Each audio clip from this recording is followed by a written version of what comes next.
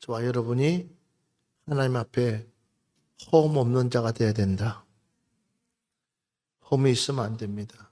절대로 험이 있으면 하나님은 쓸 수가 없습니다. 그래서 오전에 험이 없어야 된다고 저는 설교를 했습니다. 또 이어서 보면 우리가 하나님 앞에 쓰임받기 위해서 험 없을 뿐만 아니라 선한 것을 분별할 줄 알아야 된다라는 것입니다. 따라합시다. 주여, 나에게 분별력을 주시옵소서. 아멘. 주여, 나에게 무엇을 달라고요? 분별력을 주시오. 이 분별력은 무슨 분별력이냐면 세상을 바라보면서 우리가 어떻게끔 하면은 올바른 것을 선택할 수 있느냐라는, 내가 올바른 것을 선택할 수 있는 것, 그것이 바로 분별력입니다.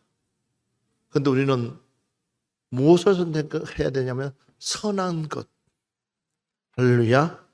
자, 한번 볼까요? 빌립보서 1장 10절 말씀. 너희로 지극히 선한 것을 분별하며 또 진실하여 허물 없이 그리스도의 날까지 이르고. 자, 아멘. 너희로 지극히 무엇을 분별하라고 그랬어요? 선한 것. 그래서 선한 것. 봐보세요. 여호수아 24장 14절 말씀 보면 그러므로 이제는 여호와를 경외하며 온전함과 진실함으로 그를 섬기라. 너희의 조상들이 강저쪽과 애굽에서 섬기던 신들을 치워버리고 여호와만 섬겨라. 이미 하나님께서는 이스라엘 백성들에게 이미 말씀하고 있습니다. 너희는 무엇만 섬겨야 되냐? 여호와만 섬겨라. 어떤 신이 참신인지 너희들이 보지 않았느냐? 그런데 아직도 그 미련에 못 벗어나서 그 미련 때문에 아직도 너희들이 이방신을 붙잡고 있는 너희들의 모습 보니까 너무나 속상하고 답답하다라는 것. 바로 분별력입니다. 저와 여러분은 오직 여호와만 섬길 수 있는 그런 분별함의 길을 주 이름으로 축원합니다. 자, 심지어는 마태복음 16장 23절 말씀 한번 보겠습니다. 마태복음 16장 23절 말씀 같이 봅시다. 시작. 예수께서 돌이키시며 베드로에게 베드로에게 이르시되 이르시되 사탄아 내 뒤로 물러가라. 너는 나를 넘어지게 하는 자로다. 내가 하나님의 일을 생각하지 아니하고 도리어 사람의 일을 생각하는도다 하시고. 아멘. 자, 잘 이 말씀을 자세히 들여다 보세요. 자, 주는 그리스도시요 살아계신 하나님의 아들입니다 라고 하면서 참 칭찬을 받았던 이 베드로지만 주님께서 막상 내가 잡혀서 죽을 것이라는 이야기를 했을 때 이 베드로는 어떤 모습이었냐면 정말 주님을 위한 모습이었어요. 그것이 옳다고 생각하고 분을 내면서 왜 죽으러 가냐고. 그럴 수는 없다고. 내가 가로막겠다고. 그랬을 때에 그 베드로의 마음이 무슨 마음인지 왜 모르겠어요. 아마 우리 주님도 좀 힘이 났을 거예요. 인간적으로 보면. 아, 이런 제사도 있구나 하고 마음이 좀. 그런데 이것은 전혀 예수님에게 힘을 실어주는 말이 아니에요. 도리어 예수님을 더 힘들게 하는 말이라는 거죠. 뭐가 떨어졌기 때문에? 뭐가 떨어졌기 때문에? 분별력이 떨어졌어요. 지금 이런 상황에서 이런 말을 할 이유가 없는 거야. 적어도 예수님의 마음을 캐치했다면, 적어도 예수님의 마음을 깊이 헤아렸다면, 예수님, 우리가 기도하겠습니다. 예수님, 힘내세요. 끝까지 승리합시다. 얼마나 좋겠어요. 근데 자기가 예수님의 앞길을 막아보겠다. 무슨 생각이에요? 육신의 생각이다. 육신의 생각과 영의 생각이 이렇게 다르다는 거예요. 육신으로 보는 눈과 영으로 보는 눈이 이렇게 다르다는 거예요.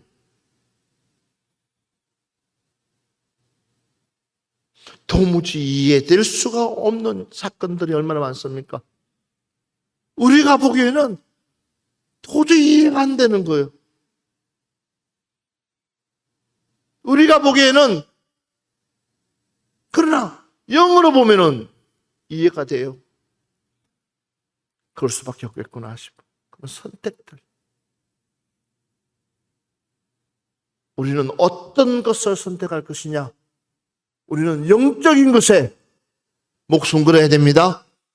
영의 것을 올바르게 선택할 수 있어야 되는 거예요. 그러니까 여러분들이 학교나 대학교나 사회에 가서 얼마나 수만 가지의 선택 사항들이 얼마나 많아요.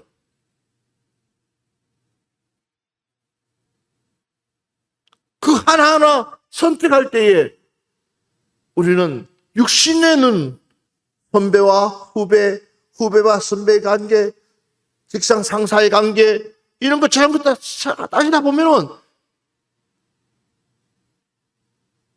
꼭 예수 믿는 사람이 그렇게 티를 내야 되냐? 예수 믿는 사람들이 꼭 그렇게끔 해야 되냐?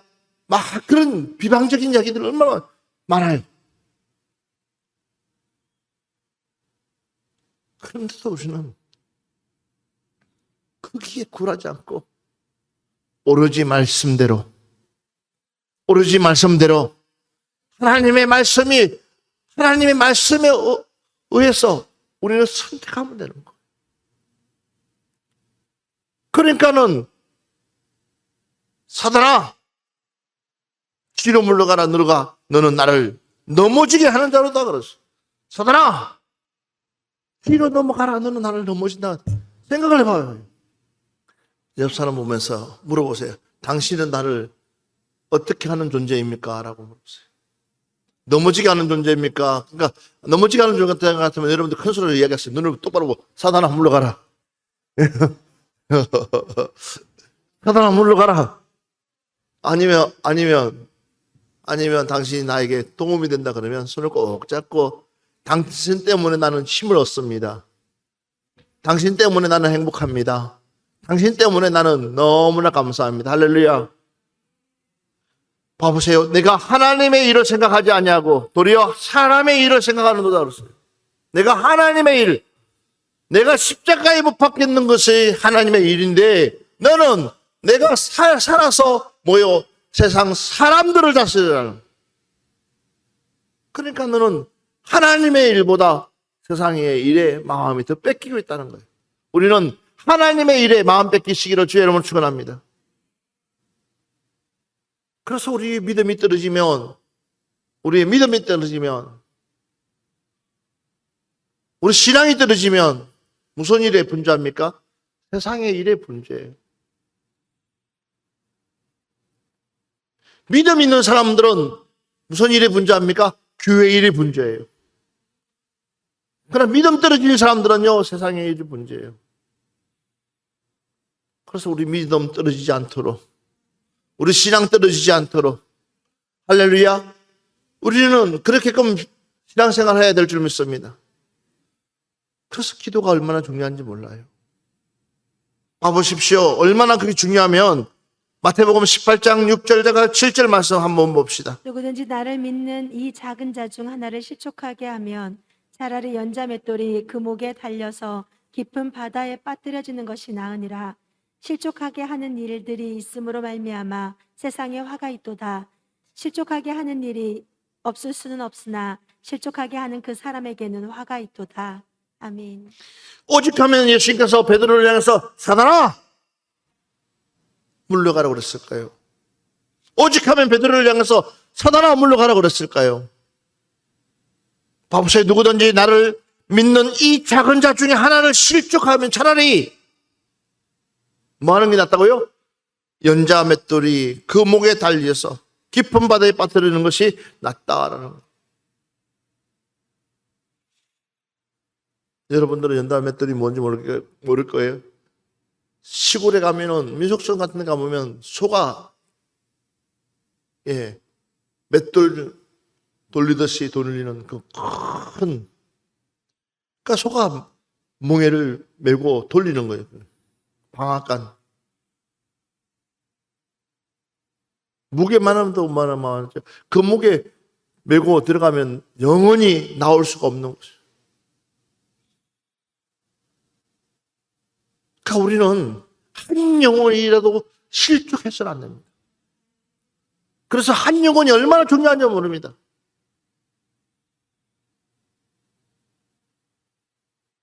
한 영혼이 천하보다 귀하다. 말씀하시는 그 하나님.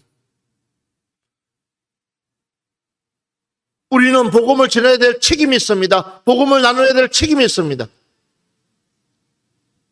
선택은 누가 합니까? 본인이 하는 거예요. 우리는 전해주기만 하면 되는 거예요. 그렇기 때문에 여러분들이 영적 분별할 수 있도록, 옳은 것을 분별할 수 있도록 깨어서 기도할 수 있는 여러분 되시기를 바랍니다. 그래서 여기 보니까는 요한복음 1장 47절 보면 예수께서 나다나에게 자기에게 오는 것을 보시고 그를 가르쳐서 이 일을 이르시되 보라, 이는 참으로 이스라엘 사람이라. 그 속에 뭐가 없다는 거예요? 간사한 것이 없다. 나다나엘에게 그 속에 간사하는 것이 없다. 그 속에 악한 것이 없다. 그 마음이 착하다라는 뭘 말을 하고 있냐면 선한 것을 분별할 수 있는 마음은 다른 것이 아니라 그 마음에 간사함이 없어야 된다. 육신에 끌려서는 안 된다라는 것을 말하고 있습니다. 오직 하면 봐보십시오. 사도행전 24장 16절 보니까 이것으로 말미암아 나도 하나님과 사람에 대한 항상 양심에 끄리끄림이 없다 그랬어요. 하나님 앞에 양심에 끄리끄림이 없을 정도의 그 마음을 가진 자가 바로 선한 것을 분별할 수 있다는 것입니다. 또 우리는 그렇게 살아야 됩니다. 이유가 있습니다. 로마서 8장 7절 보니까 육신의 생각은 사람 하나님과 원수가 되나니 이는 하나님의 법에 굴복하지 아니할 뿐 아니라 도리어 할 수도 없다 그랬습니다. 육신의 생각은 하나님과 원수가 됐다. 우리는 하나님과 원수되는 생각해서는 안 됩니다.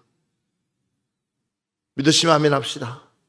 그래서 로마서 12장 2절 말씀, 너희는 이 세대를 본받지 말고 오직 마음을 새롭게 함으로 변화를 받아 하나님의 선하시고 기뻐하시고 온전한 뜻이 무엇인지 뭐하도록 하라?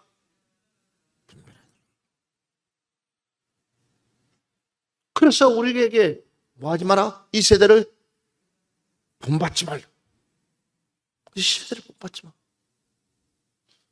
그래서 우리 마음을 새롭게 해야 된다. 그리고 변화를 받아서 하나님의 선하시고 기뻐하시고 온전한 뜻이 무엇인지 늘 고민하면서 우리는 분별하면서 살아가야 될 줄 믿습니다. 봐보십시오. 로마서 16장 17절 말씀 한번 봅시다.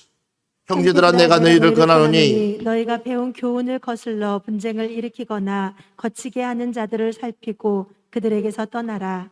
아멘. 형제들아 내가 너희를 권하노니 너희가 배운 교훈을 거슬러 분쟁을 일으키거나 거칠게 하는 자들을 살펴. 그 다음 말씀은 중요해요. 시작. 그들하고 싸우라고 했어요? 떠나라고 했어요? 떠나라.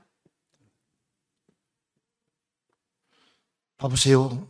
로마서 12장 9절 말씀 보면 사랑에는 거짓이 없나니 악을 미워하고 선에 속하라. 악을 미워하고 어디에 속하라고요? 어디 속하라고요? 선에 속하라. 사랑에는 뭐가 없다고요? 사랑에는 뭐가 없다고요? 사랑에는 거짓이 없나니 악을 미워하고 선에 속하라. 사랑하게 되면요, 선에 속할 수밖에 없어요. 여러분들의 교회는 은혜가 있었으면 좋겠어요. 오늘 마지막 말씀입니다. 고린도전서 1장 8절 말씀 보고 마무리합시다. 고린도전서 1장 8절 말씀입니다. 시작. 주께서 주께서 너희를 너희를 우리 주 예수 그리스도의 날에 책망할 것이 없는 자로 끝까지 견고하게 하시리라. 아멘. 분별하기 위해서는 뭐가 없어야 된다? 책망할 것이 없어요. 따라합시다. 책망할 것이 없자. 책망할 것이 없다. 여러분들에게 책망거리를 찾지 않도록. 아멘입니까? 책망거리를 찾지 않도록 했으면 좋겠어요. 그래서 책망거리가 없어야 된다. 우리 교회는 책망거리가 없어야 되는 거예요. 우리 성도님들은 책망거리가 없어야 되는 거예요. 그래서 우리 아이들이 보다 더 큰 비전을 가지고 하나님 앞에 온전히 쓰임받는 가장 좋은 도구가 되었으면 좋겠어요. 여러분들도 기도해 주시고 우리 모두 기도해서 하나님께 영광 돌리시기를 주의 이름으로 축원합니다.